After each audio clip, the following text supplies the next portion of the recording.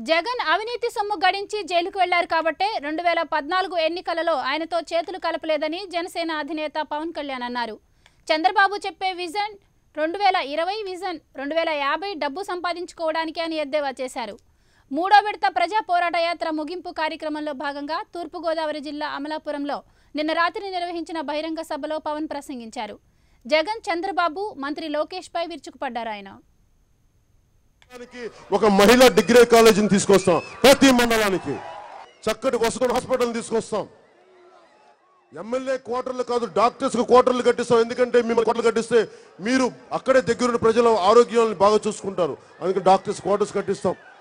టీచర్లకి, medical స్టాఫ్కి, ఎందుకంటే మిమ్మల్ని అందరూ ఒక సముదాయం ఉంచితే ప్రజల్ని బాగా చూసుకుంటారని చెప్పి ప్రతి కులం కార్పొరేషన్ అడుగుతా ఉన్నారు. నేను ఎలాంటిది కోరుకుంటున్నానంటే, ఏ కులాలకు అవసరమైతే కులాల కార్పొరేషన్ ఇద్దాం. కానీ ఒక రోజున ఏ కులం కూడా కార్పొరేషన్ అడిగే అవసరం రాకూడని ప్రభుత్వాన్ని అలాంటి పాలన తీసుకొస్తాం. రైల్వేని తీసుకొస్తాను, నేను చెప్తున్నాను కదా, మీకు మాట ఇస్తున్నాను. నేను కోనసీమకి రైల్వే తీసుకొచ్చే బాధ్యత నేను తీసుకుంటాను. మీకు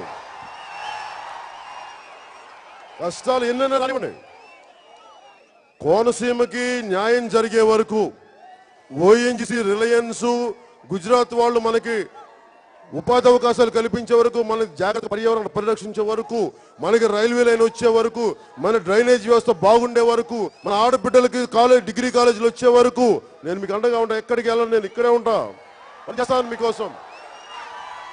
బెల్ట్ షాపులు వద్దు, బెల్ట్ షాపులు ఉండకూడదు నేను కోరుకుంటా ఉన్నాను. బెల్ట్ షాపులు ఎవరు పెట్టినా కానీ బెల్ట్ ఓడర్ తీసుకొట్టేలాంటి పరిస్థితులు మేము తీసుకొస్తాం. ఒక చేతిలో డబ్బులు ఇచ్చి వీళ్ళకి, మళ్ళీ ఇంకో చేతిలో సారాయి ప్రభుత్వాలు డబ్బులు తీసేసుకుంటా ఉన్నాయి. ఆ ఆడపడుచులకి అండదండగా ఉంటాను. జాతీయ ఉపాధి హామీ పథకాన్ని అవసరమైతే ఆడపడుచుల అకౌంట్లు వేసే బాధ్యత కూడా తీసుకెళ్తాం.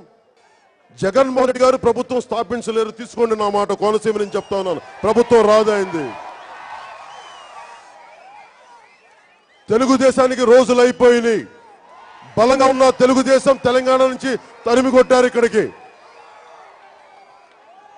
ఆంధ్రాలో కూడా జనసేన అండగా ఉంటేనే తప్ప ప్రభుత్వం ఏర్పాటు చేయలేకపోయింది తెలుగుదేశం పార్టీ.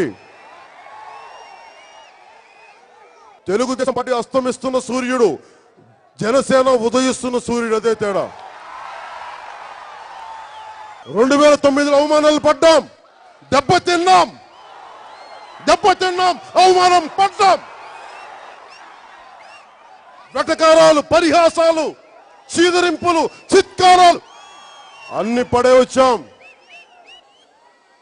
సావ చచ్చిపోలా, పౌరుషం ఉంది, ఆత్మగౌరవం ఉంది.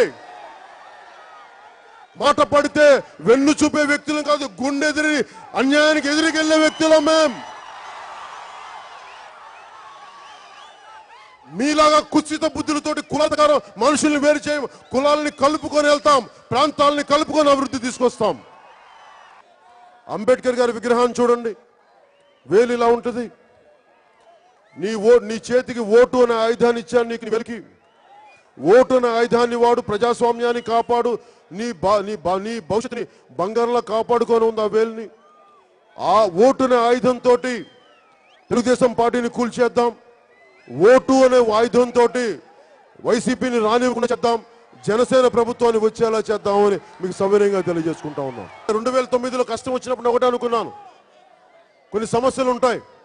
ఒకే ఒక కవిత గుర్తొస్తుంది నాకు, రాహువు పట్టిన పట్టుకు ఒక సెకండ్ అఖండమైన లోక బాంధవతలే లేకుండా పోతాడా, మూర్ఖుడు గడియారంలో ముళ్ళు కదలికంటే ధరాగమనమంతటితో తల కింద అయిపోతుందా, ధనుసు లోకమేకంగా దారిగడ్డంగా నిలుచుంటే నరజాతి ప్రస్థానం పరిసమాప్తం అవుతుందా, కుటిలాత్మల కూటమికి ఒక త్రుటి కాలం జయం వస్తే విశ్వ సృష్టి పరిణామం విచ్ఛిన్నం అవుతుందా? ఏది ఆపగలదు జనసేన ప్రస్థానాన్ని? ఎవడు ఆపగలడు జనసేన ప్రభుత్వాన్ని స్థాపించకుండా? ఆపడానికి జనసేన ప్రభుత్వాన్ని స్థాపిస్తాం, జనసేన ప్రభుత్వాన్ని స్థాపించి తీరుతాం, మనందరి ఆశయాల్ని నెరవేరుస్తాం.